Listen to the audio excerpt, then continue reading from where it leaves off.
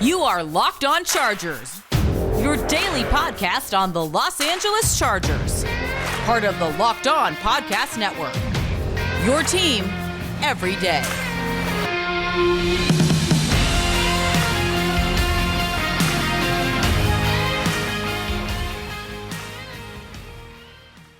What's up, everybody? Welcome into Crossover Thursday. This is David Droegemeier, Locked On Chargers, here with Locked On Broncos co-host Sayre Bedinger, and we have a fantastic Monday Night Football game to talk about.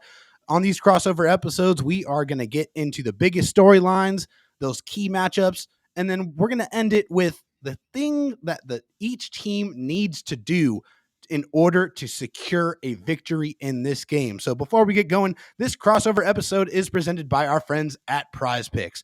Prize Picks is so much fun and it is easy to play. No competing with other players, just you versus the projections available. Pick 2 to 5 players, and if they score more or less than their Prize Picks projections, you can win up to 10 times your money on your entry. It's literally takes less than 60 seconds to enter. It's that easy. We love Prize Picks, and we know you will too. First-time users can receive a 100% instant deposit match up to $100 with promo code LOCKEDON. That's prizepicks.com, promo code LOCKEDON.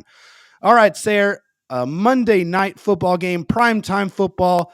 I mean, it's the second primetime game for the Chargers, but what is this, like the fifth primetime game for the Broncos through the first 5 games? It seems like they've been on primetime every single week. I know, it really does feel like that, and I keep telling Cody, like, we should just be thanking our lucky stars, thanking the football gods here. We get to watch Red Zone every weekend, it feels like. I love it. Just turn Red Zone on and turn the brain off and watch football, but you know what? And we get to do that again this weekend. It's going to be fun. Broncos fans and Chargers fans both can just sit back and relax and watch some Sunday football this week, but I'm getting flashbacks. I know 10 years is a long time, David, but man, Yes. 10 years ago, this weird thing, the Broncos were 2-3 10 years ago, going into a Monday night matchup against the Chargers with Peyton Manning in his first year, and people were trying to cut Peyton Manning, and they wanted to, just burn the whole thing down, and that's kind of where we're at for the Denver Broncos today. Yeah, and hey, look how that eventually turned out. I mean, it turned out pretty well for the Denver Broncos. So we're going to get things started here with the biggest storylines for each team. And I think for the Chargers, the biggest storyline in this game is Justin Herbert's performance in primetime games. He always gets up for these primetime football games, and the stats definitely showcase that. Over 300 yards per game, a completion percentage over 62%, 20 touchdowns to only 4 interceptions, and a passer rating over 100. This is a big-time player who was one of the brightest young stars in the NFL, and whenever he is on the brightest, biggest stages, Justin Herbert usually shows out.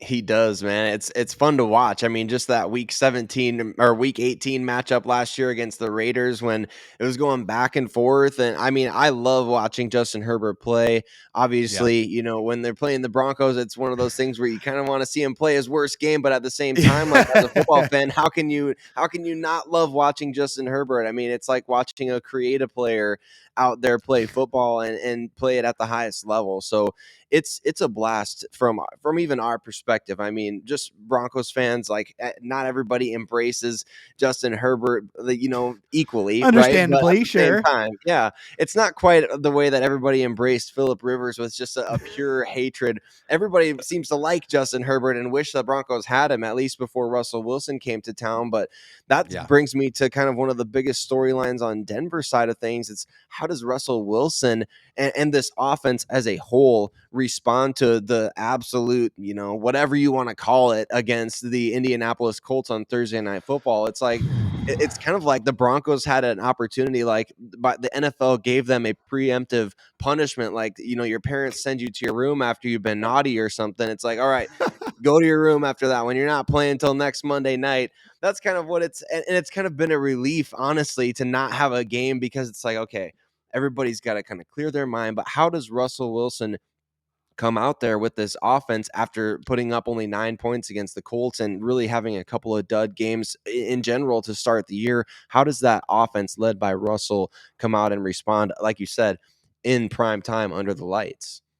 Yeah, so I'm just curious about that. With this Broncos offense, what do you think it is that has led to some of this futility so far through the first 5 games? Why aren't they clicking? Is it just the matter of not having enough chemistry, or is it the play calling? What in your mind has led to the performance offensively that we've seen? I think that's such a great question because, like, if you ask 10 different Broncos fans or 100 different Broncos fans, you might get 10 or 100 different answers because I think Yeah. a lot of people want to blame Nathaniel Hackett. And then there's a sect of people who, like, didn't like Russell Wilson to begin with, who want to blame Russell Wilson, or you want to blame injuries, or you want to blame, like, everybody's favorite, the offensive line. Right. So, I mean, it's kind of like a Jeopardy board of like, all right, I'll take, excuses for 500. And then you got whatever comes up. And that's kind of what it's been. But I think from my vantage point, it's really been a disconnect when the Broncos get into the red zone. You kind of get the impression just from the outside looking in. And I can't say this for sure, but we have seen a number of times where timeouts have been called and you see Russell and Nathaniel Hackett discussing things on the sideline. Once they get into the red zone, it seems like it morphs from being Nathaniel Hackett's offense to then being Russell Wilson's offense. And at that point, I think you lose kind of a lot of what has been working. And a case in point of that would be against the Indianapolis Colts. The Mhm. Broncos are forcing the Colts to take all their timeouts late in the game. It's coming up on the 2-minute warning. You're doing exactly what you're supposed to do: bleed time off the clock, get into Yeah. scoring range. Mike Boone, Melvin Gordon, they're running the ball really well, and then all of a sudden they get into the red zone and they start throwing the ball. And Mm. you can't help but wonder, is that Hackett's call or is that Wilson's call? And Hackett actually kind of blamed Wilson at the end of the game, not in a negative way, but he said, we called the play late that we thought Russell wanted to do. Like, we felt like he was comfortable with that. It's a play that Russell wanted. So they Yeah. kind of like, you can see that disconnect happening there between the play caller and the quarterback. And I think that's exactly what you mentioned, just that chemistry. It's not Yeah. quite there yet for the Broncos. Yeah, and that was something I just thought before the season started, that it was going to take a little bit of time for things to click offensively with a new head coach, a rookie head coach, and you're bringing over a quarterback who was in one place for a decade with Russell Wilson. So I don't know if it's time to panic completely. I mean, definitely some warning signs for sure, but as far as Yeah. the Chargers, I mean, they've been kind of futile offensively the first couple of games of the season. They only scored 24, 24, and 10 points. Then came the offensive explosion against the Houston Texans and against the Cleveland Browns. And the question is can the Chargers offensive explosion here continue against what is very clearly one of the best defenses in the NFL? And a big reason for the offensive resurgence is Austin Eckler getting the amount of touches that he really deserves to have and should have. 308 all-purpose yards and 5 touchdowns through the first 2 games after having 0 touchdowns through the first 3 games. So Austin Eckler starting to come alive at the right time. He really is. And from Denver's side of things, they're going to try to match that by continuing to play consistently defensively, but also getting Yeah. Justin Simmons back off injured reserve. That's going to be huge for them. I know the secondary has Couldn't be certainly another not week. lacked. Yeah, exactly. It couldn't be one more week, right? That's kind of how it always goes, isn't it? It's like the best Yeah. player on somebody's team gets healthy right when you're about to play them. I think Simmons coming back though, it's really interesting. This will be something for all of us to watch because I've been Yeah. talking with Cody about just like Caden Stearns, the replacement. He had 2 interceptions against the Colts, and you've also got PJ Locke coming back from a concussion or concussion symptoms. So it's like, how are they going to get all these guys on the field? So that'll be an interesting thing to watch unfold. And like you mentioned with the offense, the chemistry thing, are they going to be able to get all those guys snaps while keeping that chemistry they've had in the secondary? Like you said, Justin Herbert, he comes up big in these primetime games. So that secondary with Simmons back in the fold, they're going to have to be on point. Absolutely. Well, hey, I think that's a good point here in the show to transition into our second segment, and we are going to get into the key matchups in this AFC West Monday night primetime football game. And we're going to do that right after this.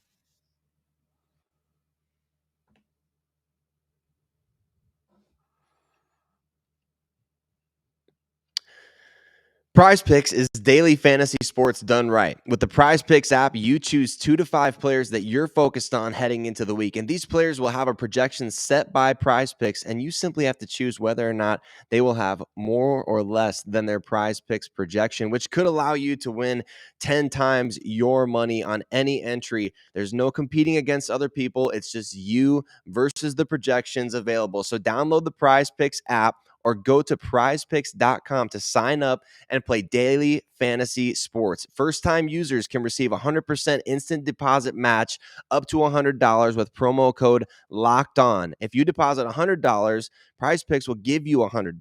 If you deposit $50, Prize Picks will give you $50 as well. So don't forget to enter the promo code Locked On, all one word, at sign up for an instant deposit match up to $100.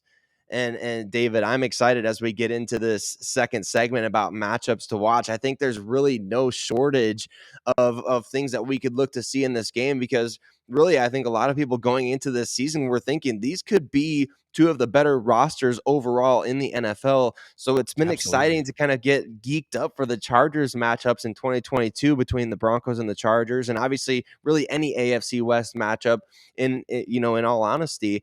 But in this game, what do you see as kind of the number one maybe matchup between either units or individual players on these two teams going into Monday night? Yeah, so another guy who has had a couple of really, really good games to start the season in the absence of Keenan Allen is wide receiver Mike Williams. So Mike Williams going up against Pat Surtain II is going to be an absolute battle the entire game. Patrick Surtain II has been phenomenal this year. 17 receptions, 31 targets, only 143 yards, allowing a passer rating of only 72.4 and only allowing about 7.5 yards per reception, which is insane. You got all credit to the young corner. He's playing out of his mind, but so is Mike Williams. The last 2 games for Mike Williams, 17 catches, 254 yards, and that's good for 14.94 yards per reception. So I expect these two guys to be butting heads and going at it and battling all game long, and I am here for it. I love it. And you've got a quarterback that's willing to put the ball up where only Mike Williams can go get it, right? And that's Yes. really been one of the one areas where receivers have taken advantage of Pat Surtain is, all right, if a quarterback can put the ball in that one spot where Surtain can't get to it, Mike Williams seems to be that type of guy that, I mean, you feel like once at least a game you're going to hear, the quarterback, he just put it where only Mike Williams could get it, and he did. So that's the top matchup that I have as well. But I'm looking forward to something else with the Broncos kind of having a state of flux at the right tackle position right now. We don't know if it's going to be Billy Turner making his debut this season. We don't know if it's going to be, and not Calvin Anderson, but Cam Fleming, actually. Anybody that's been following along, Cam Fleming is the starter for the Denver Broncos at right tackle. So Calvin Anderson is going to be starting at left tackle in place of the injured Garrett Bowles. And then you're going to have either Cam Fleming, Billy Turner at the right tackle spot. That's going to be fun to watch them go up against Khalil Mack. I know the Broncos have had a lot of bad luck against Khalil Mack through the years, regardless if he was playing in Chicago, if he was playing for the Raiders. So now that he's with the Chargers and playing in Brandon Staley's defense, I think that's going to be one of the biggest matchups to watch in this game, is how the Broncos tackles hold up against Khalil Mack. Sayre, are you reading my notes? Because, man, that's one of my big matchups here. Khalil Mack, another guy, an offseason addition the Chargers traded for, a guy that they envisioned pairing with Joey Bosa to have one of the most fearsome pass rushing tandems in the NFL. But it just seems like the Chargers can never have nice things, because unfortunately, Joey Bosa went down with that torn quad, and he's going to be out for several more weeks. So we're going to have to wait quite a bit longer before we see that tandem reunite. But Khalil Mack has been as advertised. If anyone thought that this guy did not have gas left in the tank, they are sorely mistaken. An 81.7 run defense grade with 10 stops, 77.3 pass rush grade. So just incredibly consistent at both avenues of being a defensive end. 19 pressures, 11 hurries, and 5 sacks in 5 games. So Khalil Mack has been a revelation for the Chargers, incredibly important. Although I think the matchup, just given that information, is the pass rusher on the other side of Khalil Mack. Can they get any kind of traction in this game? Because obviously, when you're going up against the Chargers and you don't have Joey Bosa out there, who's the biggest threat to get after the quarterback? It's obviously Khalil Mack. So they're going to dedicate as much resources as they can to make sure that Khalil Mack does not wreck the football game. So for the Chargers, can they get any type of pass rush absent or outside of Khalil Mack? That is going to be the biggest question against Russell Wilson and that Broncos offense. And that's going to be something that everybody's watching for sure. Like you mentioned too, Austin Eckler on the other side of the ball offensively been having a really good couple of games. I think how the Broncos kind of respond to that and play the matchup game with him, as we know, I mean, he could do everything out there. He's not just a jack of all trades. I mean, he's really good at a lot of things. Yeah. So he's definitely somebody the Broncos are going to have to account for. Josey Jewell, he popped up on the injury report over the last week. So that's going to be fascinating to see because he's kind of their primary communicator out there, and he's a lot better in coverage, I think, than certainly a lot of Broncos fans want to give him credit for. It's not like you want to match him up one-on-one against Eckler, but he's always, typically in the right place, right time sort of thing. So like I mentioned before, will the Broncos then deploy somebody like Caden Stearns, who's coming off a 2-interception game, say, hey, kind of follow Austin Eckler around? I'll be fascinated to see what they do there because I think your personnel is going to be so different this week as a result of your safeties playing really great, as a result of Austin Eckler playing really great as of late. So it's going to be one of those key matchups, I think, as the game goes along and Eckler starts to become more and more involved, because that's typically what I've seen, as a fantasy football player. I like watching you just see that number go up and up and up as the game goes along. So as the game goes along, how do the Broncos adjust to him getting a higher volume of targets? Who do they put on him? How often are they in man coverage? Those different sort of things are going to be really fun as far from the X's and O's perspective, with Ejiro Evero calling the defense in Denver, how that goes. Yeah, obviously Austin Eckler has been a huge part of the offense the last couple of weeks. I don't see that changing anytime soon. He is going to get the football a lot, so that is definitely going to be a matchup to watch in this football game. Another matchup I'm excited to see, and it's going to be another battle, is the Broncos' fantastic number one wide receiver, Courtland Sutton, against either J.C. Jackson or Asante Samuel Jr. And unfortunately for the Chargers, J.C. Jackson has not had the kind of start to his Chargers career as everyone has anticipated that he would, which, hey, when you come off of 17 interceptions in the last 2 seasons, you kind of have large expectations along with that $82.5 million contract. They paid him to be a number one corner. Unfortunately, he dealt with an ankle injury, had surgery to try to correct that problem, but we haven't seen the JC Jackson that we have seen in the last few years. So if he's going to be traveling with Courtland Sutton, that's going to be a matchup to watch. And I feel like they might take some chances at JC to see if he is ready to go or not. Absolutely. And Russell Wilson has certainly loved throwing the ball to Courtland Sutton this year. He's been easily the number one target in the passing game for the Broncos. And on the other kind of side of that, it's, like you mentioned with Khalil Mack in the pass rush, who's going to step up on the other side? The Broncos and everybody in Broncos country is kind of wondering that about wide receiver as well. So it'll be interesting to see who steps up on the other side. Is Jerry Jeudy going to come out and have a big game like we've seen him have earlier in the season? Haven't really seen that consistency. KJ Hamler, will he be more involved? It's going to be fun to watch because the Broncos right now, I think that's really what's hurting them. That the loss of Tim Patrick in training camp has been more detrimental than people thought. So who steps up as a secondary option in the passing game, and how do they take advantage of the matchup? Like you said, whether they're going against J.C. Jackson or Asante Samuel, that's going to be something to watch. Absolutely. And hey, is this the week that the Broncos offense gets right? That's definitely something to watch out for. And hey, we're going to get into the things that each team have to do in order to win this football game. And we are going to do that right after this. All right, here's a sports analogy for you. When it comes to burglars, your home is like the end zone, and you need the absolute strongest defense you can muster. This is why I use and trust SimpliSafe Home Security.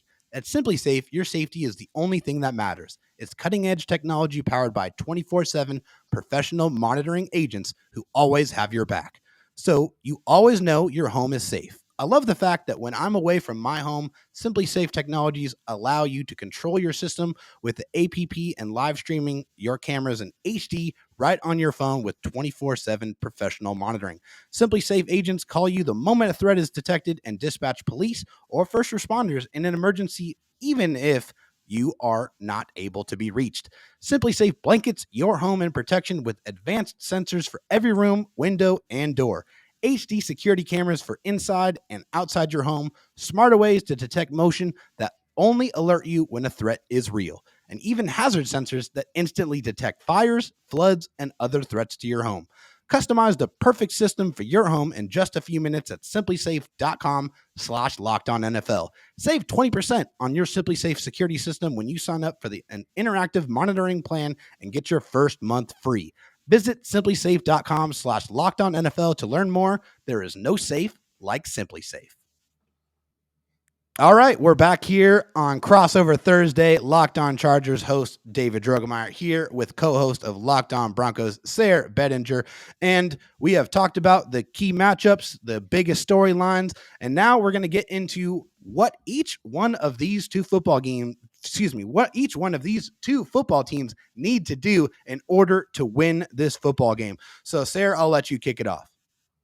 Absolutely. So I think it's pretty straightforward for the Denver Broncos. Number one, obviously, we need Russell Wilson to show up in this game if the Broncos are going to beat the Chargers. And I think just to refer back to something that I said earlier, 10 years ago, people were wondering, when is the real Peyton Manning going to show up? You know, like everybody's wondering, why are the Broncos 2-3? Why are they losing at home to the Houston Texans? And something clicked at halftime of that Monday night game against the Chargers where the Broncos are down 24-0. I mean, I don't know if we want to see that necessarily again in this game before Russell Wilson kind of starts to figure everything out. But at the same time, can Russell figure things out? Can the offense get on the same page? And can we see him show up? If Russell Wilson, the Russell Wilson that everybody knows, if he shows up, I think that gives the Broncos at least a fighting chance against everybody. That's why everybody in Broncos country is so excited to get him in the building, because when he's playing his best, you know you got a shot in any game, even against guys like Justin Herbert, Patrick Mahomes, the vaunted AFC West, the gauntlet that everybody has to run. I think Russell Wilson, that guy that we all know and hated when he played for the Seahawks because of how good he was, that's the guy that we need to see in this game if the Broncos are going to get a victory. Yeah, and I think Charger fans and people around the organization are definitely not looking at this initial performance of Russell Wilson and saying, oh, this is a quarterback we don't have to be scared of. No, his reputation precedes him. He has done a lot in this game. He is a Super Bowl champion. He is definitely one of the best quarterbacks in the NFL, whether or not he is off to a fast start or not. He's been great, and the Chargers definitely need to be prepared in the event that he unlocks what we all know he has inside him. So for the Chargers, the biggest key to victory here is scoring touchdowns in the red zone. And unfortunately for them, they're going up against the number one red zone defense in the NFL. Unfortunately, the Chargers, however, are 22nd in red zone efficiency, only scoring touchdowns on 52.38% of their red zone trips, which is not great. Like I said, the Broncos have the best red zone defense in the NFL, allowing touchdowns on only 27.27% of their red zone trips. They've only allowed 3 touchdowns all season long in the red zone. So the Chargers, if they want to win this football game, they have to score touchdowns in the red zone, but it's not going to be an easy task. That's right, and man, that percentage right there, 52. So that sounds really great to me because the Broncos have been absolutely dreadful in the red zone. So I'm thinking, man, 52%. That sounds really nice, right? You know, it's like you've been eating crackers for a month, and somebody's like, "Hey, I got a cheeseburger over here." I think the Broncos absolutely they're in a similar position, but defensively, the key to victory in this game for Denver is going to be, can you take the ball away from Justin Herbert and keep doing what you've been doing in the pass rush department. We saw last year Pat Surtain had a big play against Justin Herbert. We've seen before, like Bryce Callahan had the big interception, and now obviously he plays for the Chargers.